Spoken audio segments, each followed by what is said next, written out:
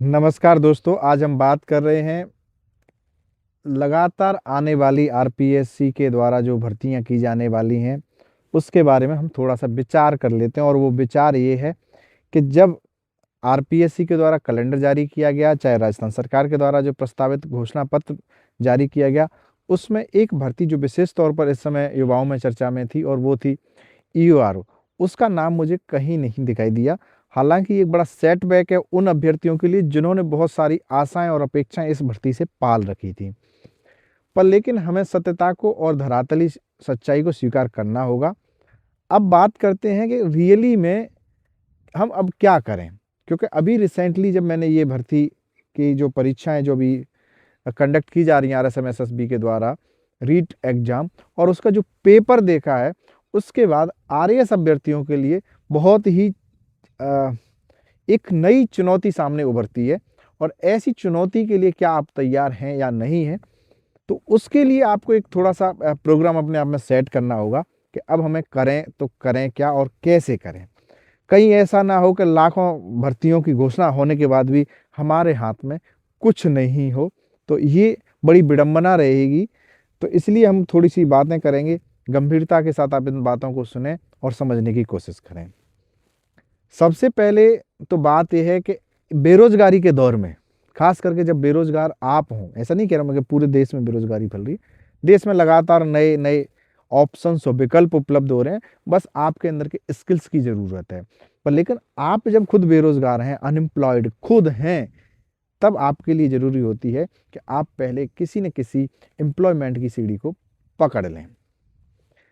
अब उसमें आती है कि इस साल जिस तरीके से परीक्षाओं का जो कार्यक्रम सरकार ने रखा है, आरपीएससी ने रखा है, वो बहुत ही युवाओं के लिए आकर्षक भी है और साथ-साथ आपके लिए एक चैलेंज भी लेके आता है।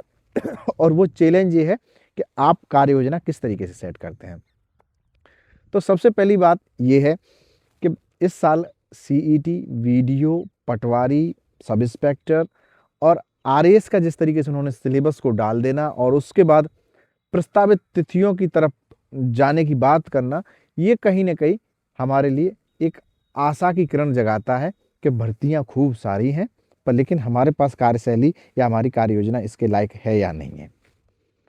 मैं बात इसलिए भी इसको कह रहा हूँ कि बार-बार इस परीक्षा के बारे में कि जब हम आरएएस की तैयारी करते हैं, तो आरएएस की तैयारी के से जुड़ा हुआ जो सिलेबस है, वो वीडियो का भी है, वो पटवारी का भी है।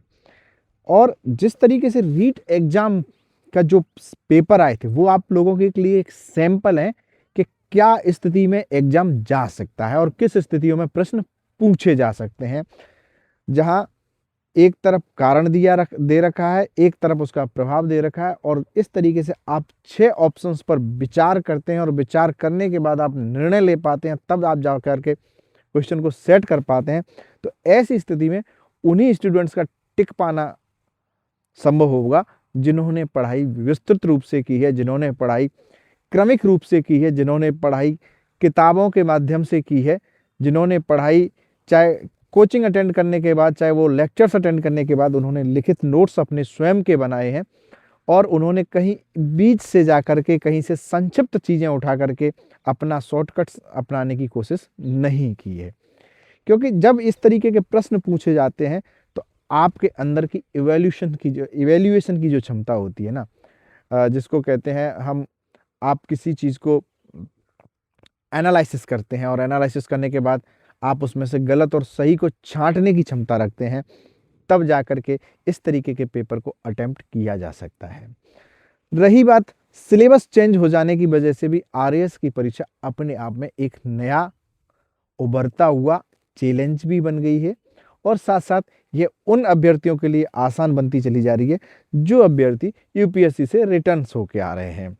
तो मैं यही बात कहूँगा कि अब आप ईओआरओ के उस ख्वाब को थोड़े दिनों के लिए, जब तक कि सरकार के द्वारा कोई आधिकारिक घोषणा नहीं की जाती, तब तक के लिए उस विकल्प को थोड़ा-सा बंद अल्प विराम दे दें और अपनी तैयारी को पटवारी वीडियो के रास्ते के माध्यम से आरएएस तक की सीढ़ियों तक पहुंचाने की कोशिश करें। ये समय फिर लौट कर नहीं आएगा और ये तूफ़ान निकल जाएगा, फिर ये सन्नाटा पसर जाएगा। आप फिर सिर्फ और सिर्फ बर्बादी के निशान यहाँ बाकी होंगे। तो इसलिए दोस्तों थोड़ा सा अब अपने कॉन्सेप्ट्स को क्लियर कर लीजिए और वापस से उसी पथ पे आ जाइए जो पथ आपको इस समय दिखाई दे रहा है, जिस पर आप अग्रसर हो सकते हैं। तो नमस्कार, कुछ बातें आपको समझ में आई होंगी, तो उसके लिए बहुत बहुत धन्यवाद।